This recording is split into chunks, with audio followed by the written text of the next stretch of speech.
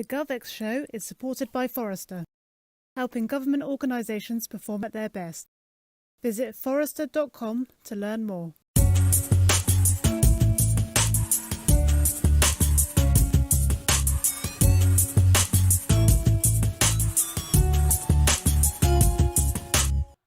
Hi, welcome to another episode of the GovX Show, the podcast for public sector changemakers. I'm Tim Coulthard, Community Director here at GovX Digital and your host for today. Joining me is Carsten Heiermann, who is the Chief Evangelist at the PDF software company Foxit, and our own GM for Government, David Wilde, who has extensive experience in the public sector as a CIO and Executive Director at both central and local government agencies. Hot topic today is accessibility of information, inclusion in the public sector. Do our citizens have the access to the information they need and deserve? We're going to have an interesting conversation around those topics, what we can do around best practice, what the guidelines and legislation are that can help us get best practice into the way we operate our teams, and how we can deliver better results and better inclusion with our citizens. I'll be along at the end to share some more information about some of the work we've done with Foxit, notably the research report around the accessibility of documentation in local and central government, and also an on-demand session that we recorded recently with them at our virtual conference. Plenty to get stuck into there, so we'll get stuck in with the conversation right now. So Carsten, David, it's great to have you join us on the GovX show. David, many of you will recognise and have seen before, but Carsten, new to the show, so perhaps you could just start off by introducing yourself, telling us a bit about your background and some of your areas of interest. Yes, of course. Thanks, Tim. My name is Carsten Heiermann. I'm by education an electrical engineer with a special focus on information sciences, although that is like ages ago. I'm in the industry for 25 years now, 20 years with a strong focus on PDF technology. I founded my own company in a PDF software company in 1995, focused on PDF solutions for mostly the automation and the mass production part, right? So when you have to send out a whole lot of PDF documents like statements or something like that, my software would have done it. And I sold this company to Foxit, as you can see up there, or Foxit is my current employer 5 years ago, and I'm Chief Evangelist there now. And therefore now looking at a full PDF portfolio from editor to desktop to mobile to automation, which is my source, SDKs, as well as all the way into e-signing solutions. I'm also serving in parallel on the board of directors of the ODA, the Open Design Alliance, focusing on CAD drawing conversion to PDF and stuff like that. And also as a founding member, I'm on the board of directors of the PDF Association, an industry organization where all the PDF software vendors come together to talk about how to interpret the standards. With regards to government and accessibility, my software was always trying to put a focus on automating the tagging, the structuring of PDF for accessibility.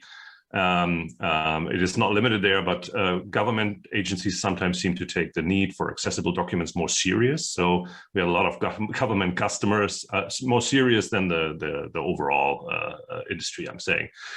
So we had a lot of government customers there, public service customers around the world, like the NHS in the UK, or lots of state and local governments in Germany and Europe, and also larger agencies in Canada and the US. Great stuff. And we're gonna get into some of those aspects of accessibility. I know, David, you and I have spoken in the past about how accessibility and the ability to access information is such a sort of central core of democracy and fairness and inclusion. So interested to start to unpack some of the elements about how technology can assist in that, where we're headed, where we're going in the future. Some really interesting, juicy topics that we're going to get into, I'm sure, in the next sort of half an hour, 40 minutes. But David, maybe you could just introduce yourself as well, particularly around your experience around this piece, accessibility, and sort of how public sector can serve up digital information that keeps its citizens in the loop, keeps them informed, keeps them included. Yeah, good. So, yeah. So as we said before, I spent the best part of 35 years in central and local government before went into more sort of commercial ventures and what have you, and obviously doing the GM stuff here with GovX. But during those 35 years, I've always been very heavily involved in the whole transparency agenda, way back from the early days of data protection all the way through to where we are with GDPR and eGDPR as we are now. But critically underpinning all of that has been diversity and inclusion. inequalities, which kind of underpin the reality. It's not about just making information available, but it's also making information accessible and usable for the population. Long held the view, apolitical view, that public is here to serve the population that elects it, and that it looks after. Therefore, what governments should do is make the information they have easy to use and understandable by that population. And when you stick to that kind of central tenet, that drives a lot of behaviours that are right and proper around transparency in government. The thing I've constantly battled over the years with is when government agencies don't want to do that, which is in the nature of democracy and in the nature of administration. And the kind of stuff that I picked up on back in the early days, turn of the millennium, I was involved in writing the UK government web guidelines, and we were very, very active in those days. In the early days of WAI with WCAG, let's chuck in some acronyms with our friends in the W3C, back in the old World Wide Web Consortium days of the mid-90s onwards, with Tim Berners-Lee and co. But I think that set some really good foundations on which the technology world was beginning to show even then that borders should not stop this. And that standards at a global level are absolutely critical to the success. And it was fascinating to watch that play through against the vendors, who I think it's fair to say, and we'll probably pick up on some of this, Carsten, I think some of them were in a very different place back in those days. And the question we can go on and ask through this is, have they moved? How far have they moved?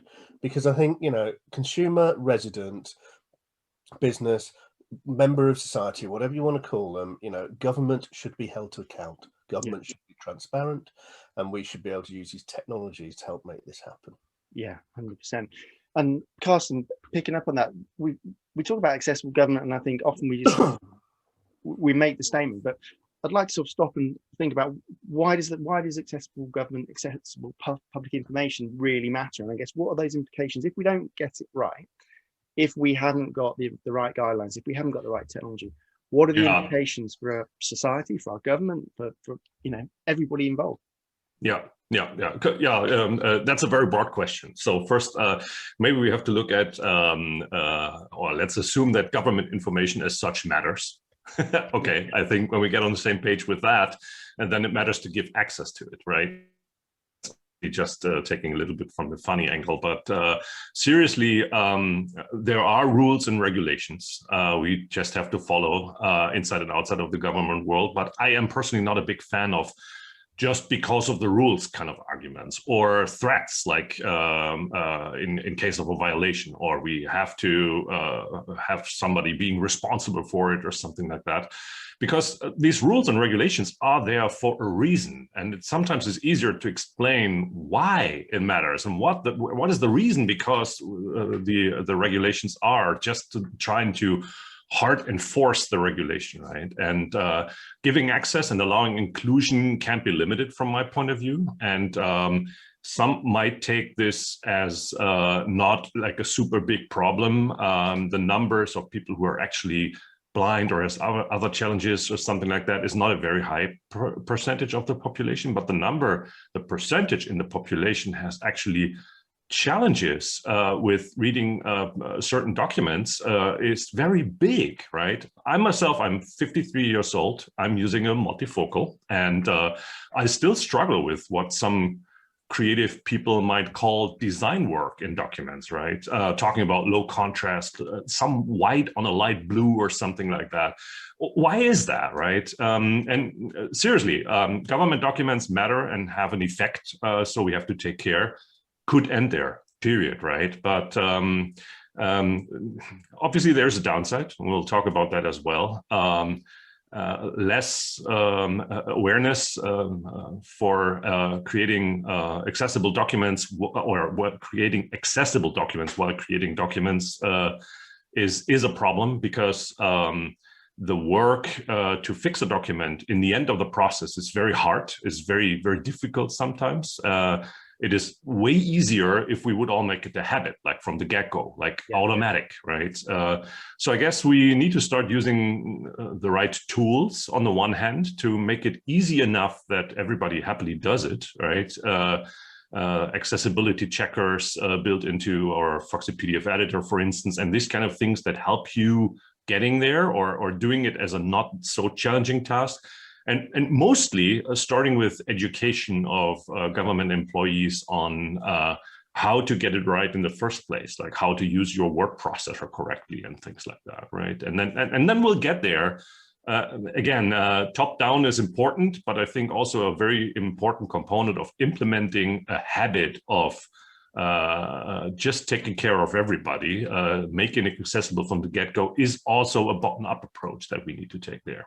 Yeah, 100%. And I think, governments pump out huge amounts of information. It's almost at the core of what they do. And so, like you say, getting to that at source and building to the best practice and behavior into not just the people who are responsible for the document compliance, but the people that are creating across every tier of an organization.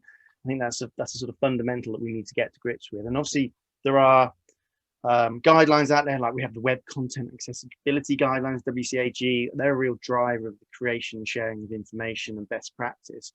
So looking at those sort of specific aspects, what are some of those key components that public sector organizations need to be aware of and considering?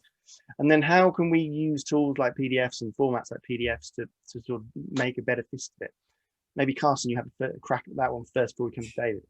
At least I can talk a little bit about WCAG and then also look a little bit at the aspect on how PDF is helping with that, right? So WCAG, or WCAG, as we say, is an ISO standard. So it's a global applicable standard, like PDF itself as well, and also PDF UA, which is the Universal Accessible PDF.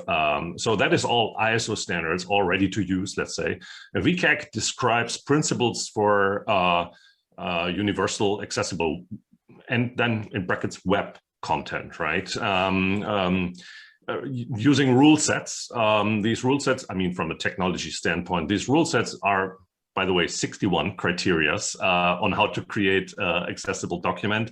The most easiest example on what it describes and what it does, and that everybody can understand immediately, is that it demands or requires, for instance, to put in an alternative text when you add an image to your content, right? So you put an image in there, and again, education, bottom up, from the source. In the moment you put an image in there, there should be an automatic habit to say, here's my alternative text that says in a couple of words on what's shown on that image, because that helps accessing the content. Other than that, it's blocked, it's out, right? Nobody can use it. So that's just one example of the 61 basic criteria that we have in WCAG. Yeah. Now, with regards to PDF, I said we have PDF UA, a Universal Accessibility Standard, that is basically the interpretation on how to apply the WCAG principles to PDF. Why do we need to do this? Because PDF on the first view is a visual representation of a document only. So it's called portable document format. It is from the times where on a Mac or a Windows, a single document would look very different, right? And PDF was designed to have the document look the same, whether it's on the printer or on any kind of computer. It's about how to paint the page, more or less, on a computer screen so that it looks identical. It's not so much about how to consume that page or read it, right? So for instance, imagine a newspaper foreign page. Where to start? What's next? What's first, right?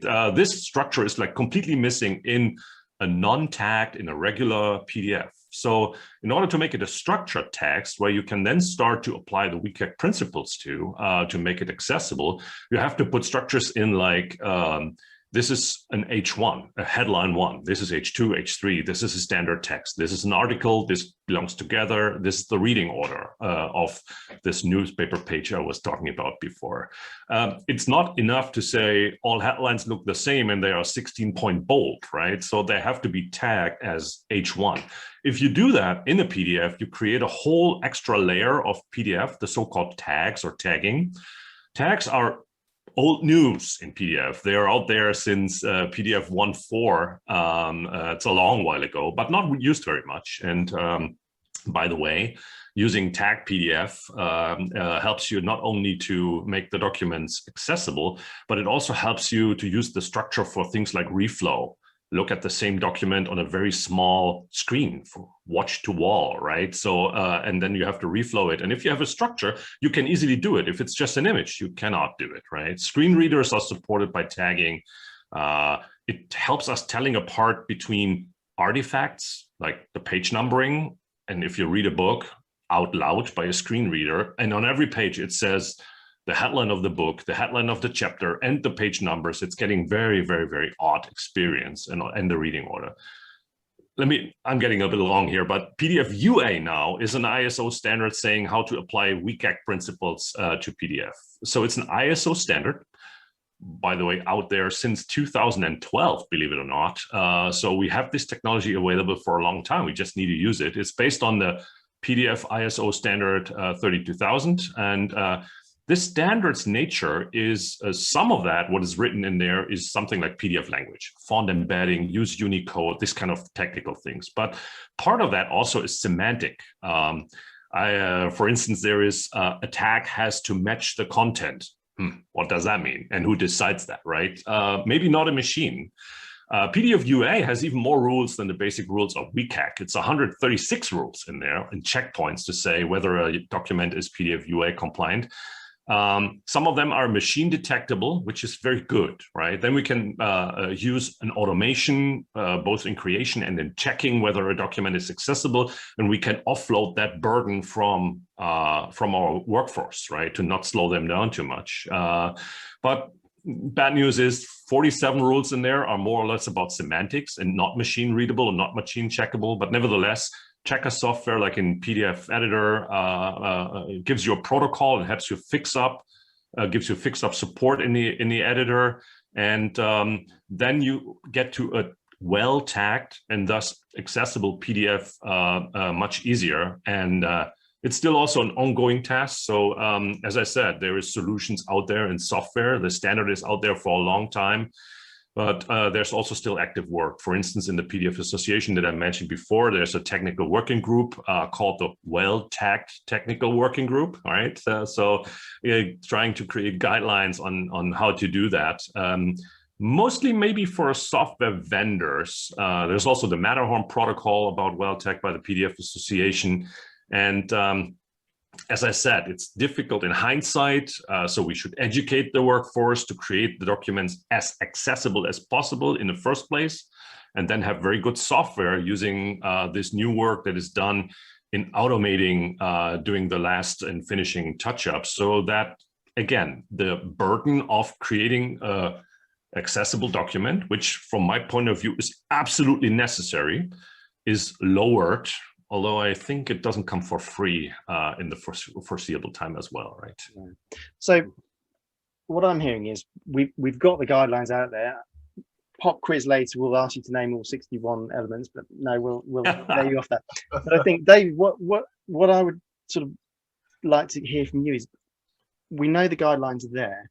Yeah. How much do they play through into the reality of how particularly public sector folks are behaving in terms of their creation of information when they're putting information out there? Mm-hmm. In a sense, there's so much information to take in potentially. Are they doing the right things, or are they overwhelmed by it? What do you see out in the field, David, in terms of that, the implementation of WCAG and other sort of useful guidelines like that? You see a huge amount of variation at the country level. Yeah. And it's absolutely driven by the political imperative of the administration. That's the reality of government. So there are some governments that are a lot more open than others. That's kind of fact. But I think underpinning that is I think, and always strongly believe, that there is a combination of what's right, underpinned by legislation, not what's right because we told you so, which was Carsten's really good point earlier. But there's also what is readable and what is understandable, which is not necessarily what is accessible. And that's an important nuance because this can play hand in hand with the software and the technology solutions out there that can make things accessible, but not always readable. So the human intervention piece about quality of writing is something that was here long before the internet, long before we did this stuff on IT. This is going back in the days of typing pools, and that should not be underestimated, that the the drivers around legislation and all that kind of stuff is as much about that than it is around what the tech does today. The difference is what the tech does today is actually makes it really, really easy in two extreme ways. It makes it really easy to make unintelligible, awful documents that are huge and complex, right? And they can also make them look really good, but make them impossible to understand. Technology can do that brilliantly. In the same way, technology can do the reverse, can create very well crafted, very accessible, very easy to use and easy to engage with documents. Yeah. But behind that is the skills of the authors, the skills of the designers, the skills of the communication function, but above all else, the imperative, the driver from those that are creating the need for those documents to engage effectively with their populations. Yeah. So when you play that through and you look at what does the legislation do, the legislation and government, where we see this working well, are those organisations that genuinely believe that they need to engage and engender the trust of their populations in doing what they do. Canada is one of the best examples globally and has been for a very, very long time. The US tends to follow Canada not long after, which is not a bad thing. Although there are some qualifiers we could put in there and probably spend a whole other podcast on. And in the UK, we're probably about 5 years behind both of those, but we get there. We just think about it for longer. Culturally, though, there are some real challenges within government. What this does do is it then challenges what should you tell people? What do you have a duty to tell people? And how do you tell them effectively? And the challenge in government around that is how you reconcile that desire, that duty to share, with the other duty that government does have, and this is where the conflict comes in, the duty to protect. So, and the real challenge in this whole area is around how you protect individual rights and privacy, whilst at the same time being transparent in what government does. Yeah. So best example of that in the UK has been the 15-year debate we've had around care.data, the NHS data. Yeah, I find it fascinating because, I mean, Carsten, in the US, the residents have had, citizens have had full access to all of their detailed medical data for years. They take it with them. It's owned by them. It's not owned by health. In the UK, we still seem to labour under this illusion that the NHS owns our data. Never has been the case. And that's a really good example of where you hit that kind of challenge on that thinking. The other one that really kind of brings it home to me is FOI and redaction. Carsten picked on some of it, we sort of touched on a bit of it earlier, and I think it's well worth exploring. So what's redaction about? Redaction, my default position, and I've always done this when I've done information governance and sharing with organizations, redaction is something you have to do because you have to protect specific rights and responsibilities. The default position should be you don't. The difficulty in a lot of government is the default position is black the page and then decide what words you're going to let people see, and we all see them on TV shows, the CIA specials, see a black with 3 words, that kind of thing. And that for me is a good measure of whether a country and administration is looking to include and to be transparent and to live up to the aspirations of gaining trust in the residents, or they have something to hide. It's kind of that simple. Yeah, and I think that balancing act, or whether it's a tension or a balance between the needs or the desires of the public sector organization and then the people they're there to serve, and finding that right line between the two that delivers an optimum result for both parties is difficult. And there's another area that I think where that's relevant, and that's around, we're delivering more and more data, we're generating data, we're sharing information, trillions of PDFs in the world, and a good chunk of those probably come out of the public sector. And so there's increasing amounts of information that the public sector have to process, have to, filter, decide what they share, what they don't share. And so there's a desire and a sort of imperative in the public sector to generate pace and to generate speed and agility.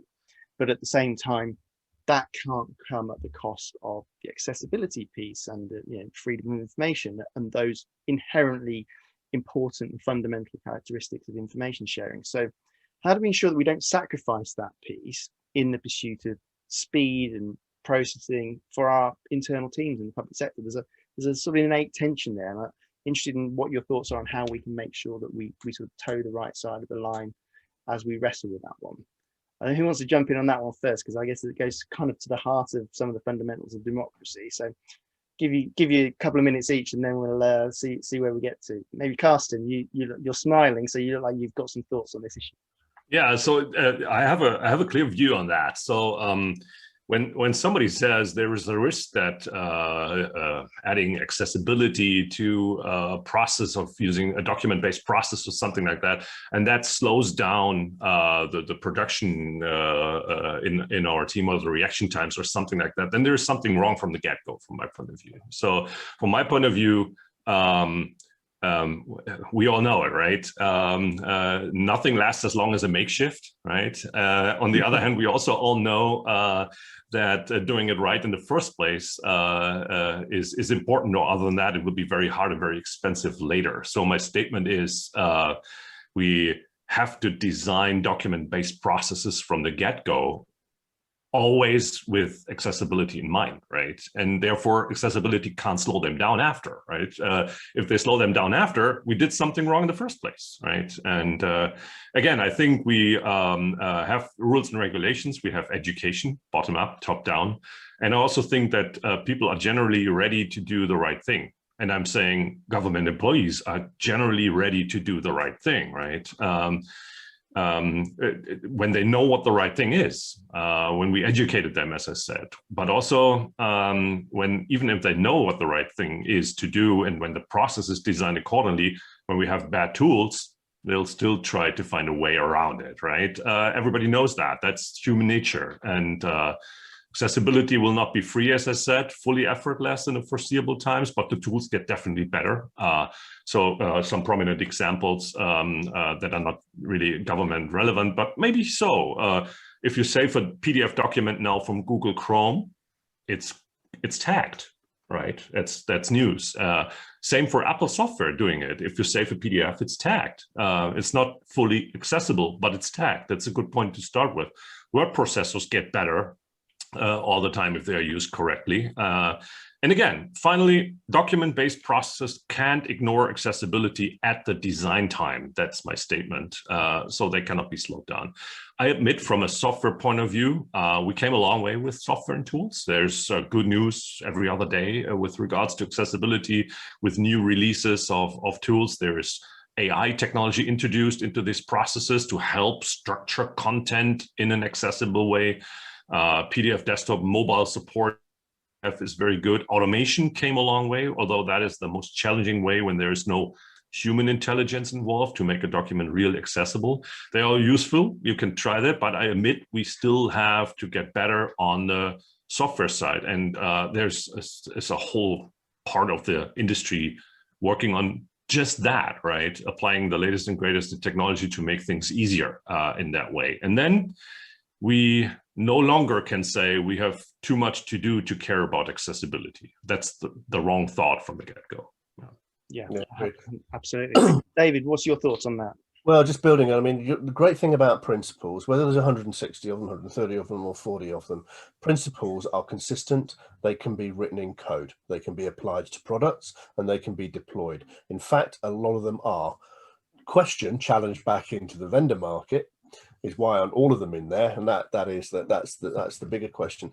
But the ambition, you know, this can be made easy for people producing documents if we embed it into the tools.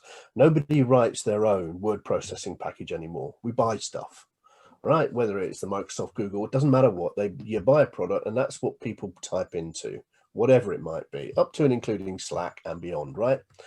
Embed these principles into the functionality around those products, and you're getting a long way towards actually just making it easier for the users. That doesn't underestimate the fact that we still need to educate people about what good writing is.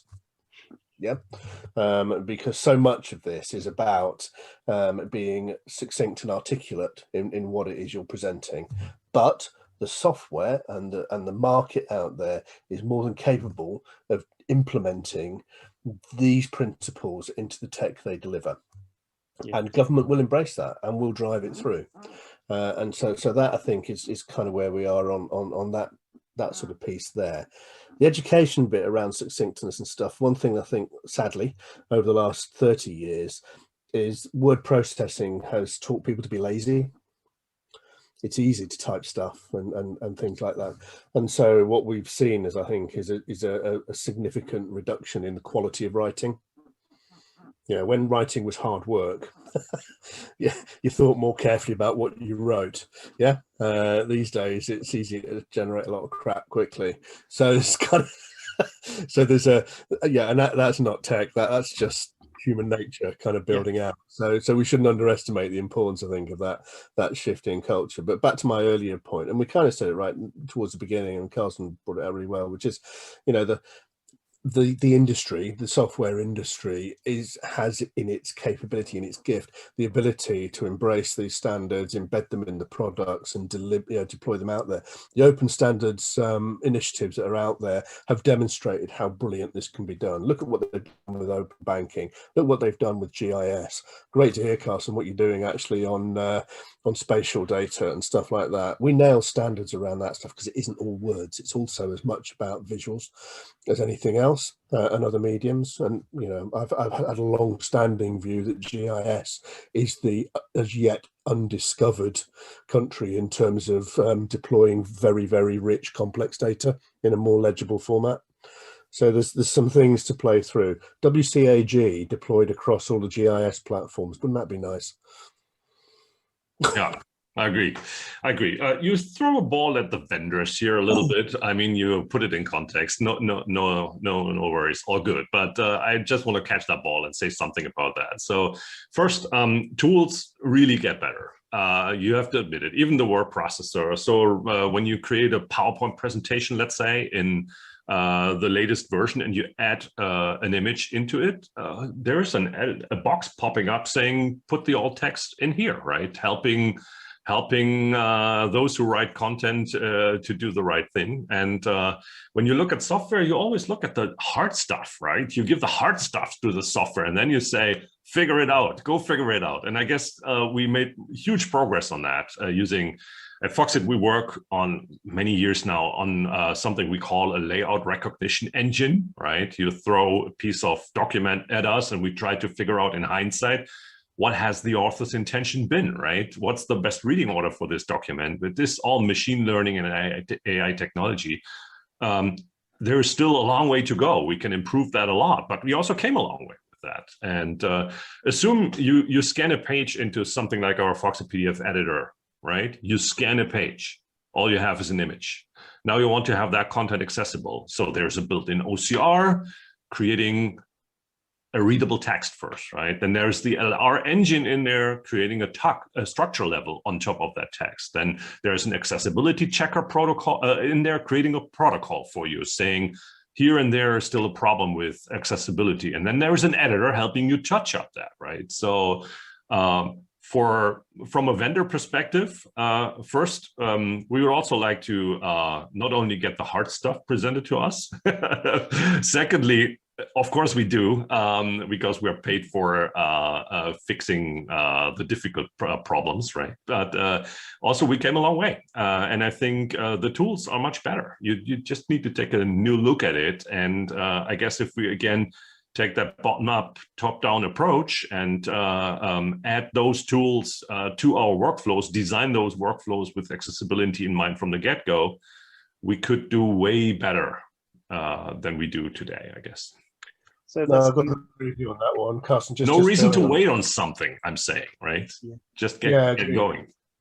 And I think the important point from what you were saying earlier was really important. Anybody that comes, when I was a CIO, if somebody had come to me and said, "I can't publish this because it's going to be difficult, and I've got to have to spend some time and accessibility and all that," I'd be going, "Sorry, that's just not acceptable." The tools, and we have an imperative to do something.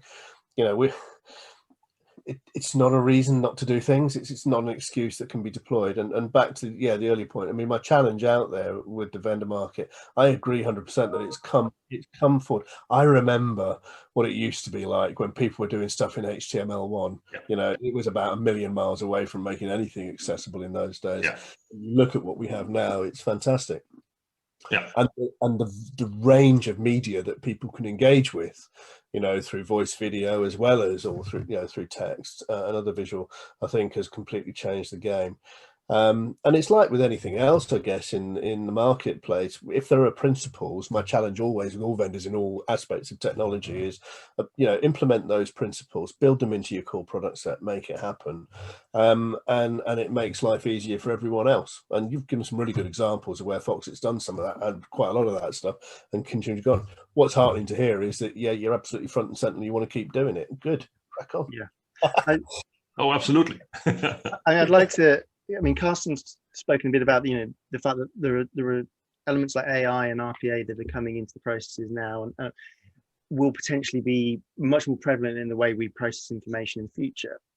From your perspective, David, looking at the public sector side of things, if that technology comes to fruition, how could it potentially change the way public sector organizations collect, process, and use information? What are the opportunities there if we can build in this automation process, this AI parts of the way we collate and handle information?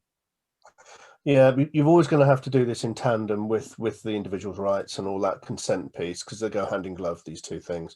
But we're actually seeing it happen today. I mean, what's going on with census in the UK this year? It's not a 50-page document sent out to God knows how many millions of households to fill in and send back, as the one was 10 years ago. This year, it's been drawing information from multiple available sources and only asking people for information that they genuinely shouldn't and can't get from that variety of sources. But back to the accessibility and the visibility, the way in which the request for that core information from the whole country has been driven entirely digitally, across the UK, it's kind of everyone's just not noticed the fact that we've actually conducted a 10-year census of the entire population using digital means during COVID. And that, for me, kind of demonstrates that's a 10-year gap, and we have fundamentally transformed what that can look like. Now, what's really going to be interesting off the back of that is what then do you do about the output from that and render that in usable, accessible ways to help do what censuses are for, which is to inform decision making, how you're going to run the country for the next 10 years, all that cool stuff. And I think, and also how you then make information available in accessible and usable formats for multiple organizations to take advantage of it, to do everything from economic gain through helping the most vulnerable in our society. Yeah, absolutely. Sounds like a job for PDF, I guess. Yeah. Yeah, absolutely. Well, I mean, what I'm hearing from you both is that the willing is absolutely there within the public sector. The technology is moving at a pace to sort of fulfill that need and desire.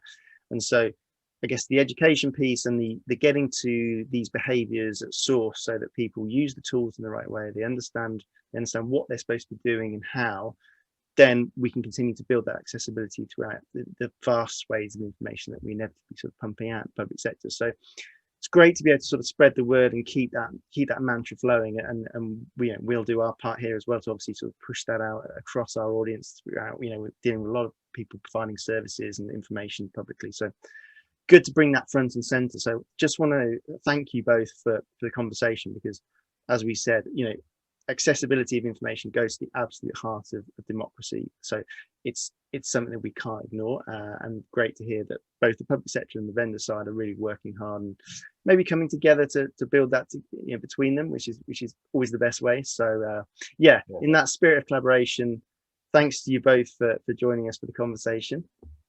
Thank you, Tim, for inviting us. Thanks, David, for the chat. That's great. Thanks.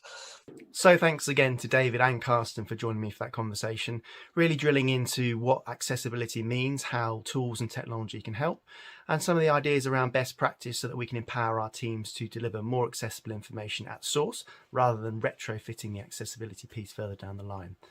We've done plenty of work with Foxit around this, some really important stuff, and I'd urge you to take a look at the research report that we did with them, and also the fireside chat with Carsten's colleague Didi Cato at our recent conference. Links to both session and the report are in the show notes attached to this episode, so just click them, follow the link, and get the information you need and really develop your understanding of this important issue. That's about all for this episode. We'll be back soon with another conversation with a public sector changemaker. But until then, goodbye.